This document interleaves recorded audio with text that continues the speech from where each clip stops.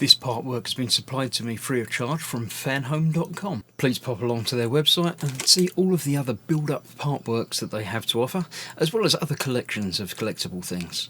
I would like to thank Fanhome for providing me with the artwork so I can produce these videos for your enjoyment and educational needs.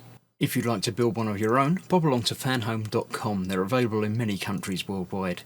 If you do want to build one, leave a note in the comments to let me know how you're getting on. So thank you once more to Fanhome for providing me with this kit. I hope you enjoy the build.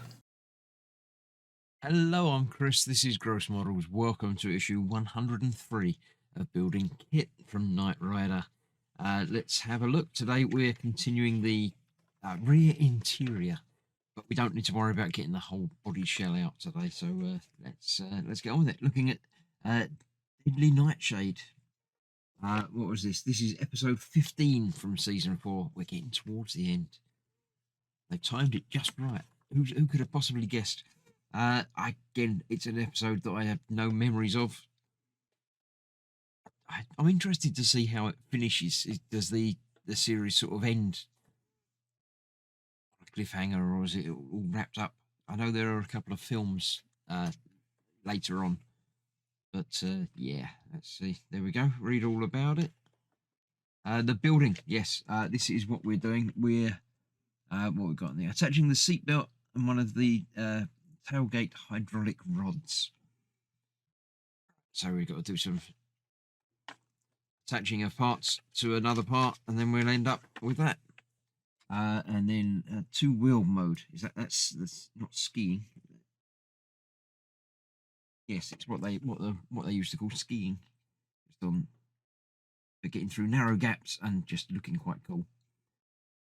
Right, nice. Right, let's clear this out of the way and let's get it built. Right, so this is what we were dealing with last time, so we'll need that momentarily. But first of all, we've got to do a couple of little tiny things. We've got this interior panel, which has this tiny little hook that needs to be attached to it. So let me have a closer look at that. If I can get my glasses of seeing on, my magnification on, so I can see what's happening. So we've got this tiny little bit. Just needs to go in there to put the light on. There's one plug that comes out the back.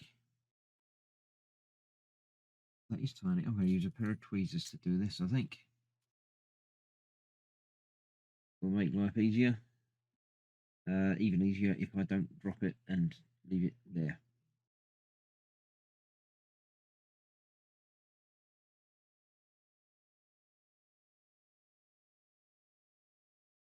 There we go, that's that. Just has to locate in there. Not like that. Come on. That's going to be a pain in the pain thing. Try that again. Yeah, that's pretty small and pretty delicate, and with my not so great functioning eyes at the moment, I'm going to do this bit off camera, I think. I'll put that on there afterwards because I don't need to worry about doing it now. Because then we can, if it's attached to here, I'll have more.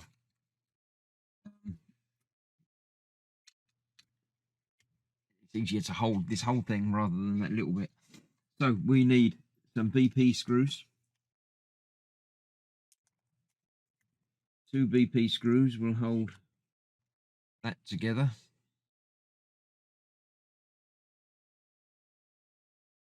Obviously through here.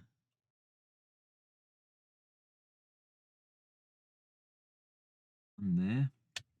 Oh, come on. This is just not my day today. Right again. That on there. Let's try the other hole, just in case I was having trouble with that one for some reason. There we go. That one there.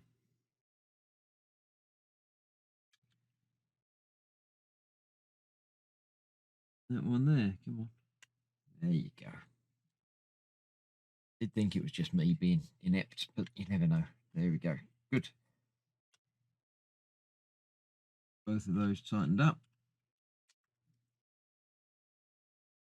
Nice. Then we need to attach the seatbelt, which goes through the little slot there.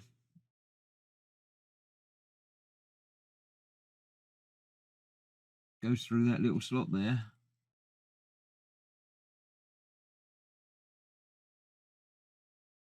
With a pair of tweezers.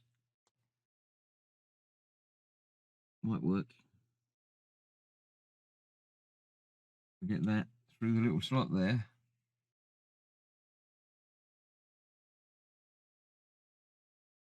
We can grab it from the other side and pull it through a bit more. And then that just has a different screw, the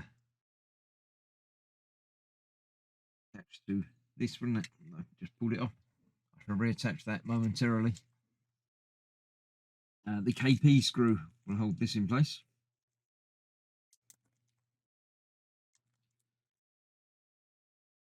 Just like that.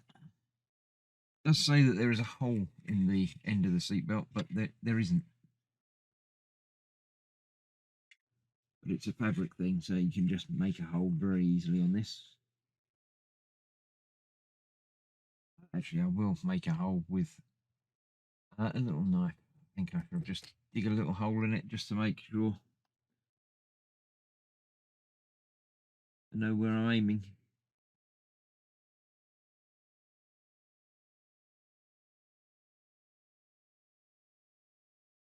Here we go. A little hole there. And I know where I'm going. Let's get the KP screw. Excuse the back of my head, but I need to get in to see what I'm doing here. And I still messed it up. Right. I shall get that attached momentarily as well. Actually, I'll come back in a minute now. I'll get those done, put that back, and show you it when I'm ready to do the next stage. Okay, that's all done. Screw through there, holding that where it should be. That bit, the hole in the white thing was actually not very well formed, so I had to widen it a little bit to get that in there. I checked up on the next part, which was the same but the other side, and it was basically a little bit wider. So I've just adjusted that. That's gone in there nicely.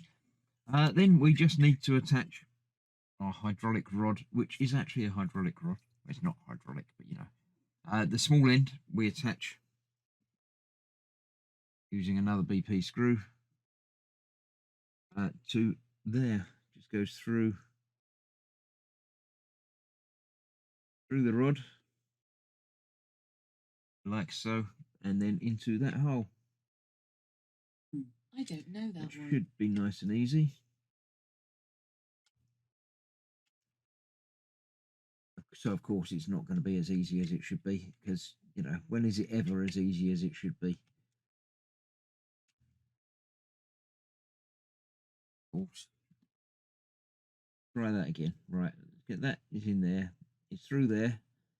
So then it just needs to go into there.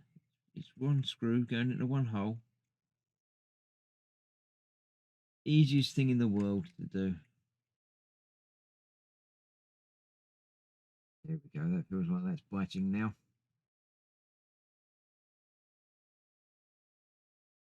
There we go. So we've got our hydraulic rod for the trunk, the boot, seatbelt attached, and that is that done. We'll put this aside until next time, when I don't know if we're going to be fitting this next time. I don't think we are. I think we're doing something separate again next time. So thank you very much for watching. I hope you've enjoyed the build. I hope you're muddling through like I am, and apologies for my ineptness, but we'll get there. Thanks for watching. Stay safe. I'll see you soon. Bye bye for now.